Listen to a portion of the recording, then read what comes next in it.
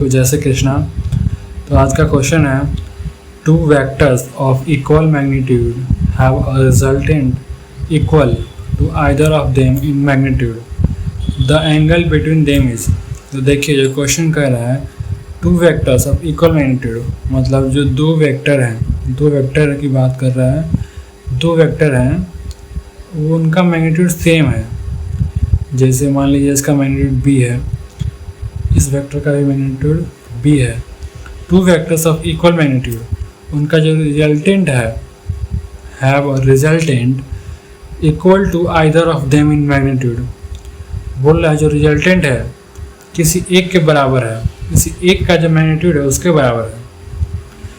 तो जाहिर सी बात है जब ये वाला रिजल्टेंट इसके बराबर होगा, इसके मैग्नीट्यूड के बराबर होगा, तो इसके भी मैग्नीट्यूड के बराबर होगा, तो इसका भी हो जाएगा b।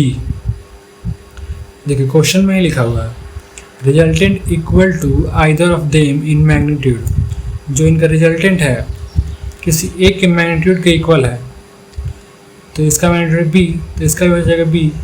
अब जब इन दोनों का मैग्नीट्यूड इक्वल है तो उसका भी मैग्नीट्यूड इक्वल ही होगा। तो इस केस में हमको याद रखना होता है सिंपल के लिए, जब दो वेक्टर का मैग्नीट्यूड सेम हो और रिजल्टेंट का भी मैग्नीट्यूड सेम ही आ जाए दोनों वेक्टर के, तो उन दोनों के बीच का एंगल जो होता है 120 डिग्री होता है। तो आपका ऑप्शन नंबर डी सही हो जाएगा। Thank you.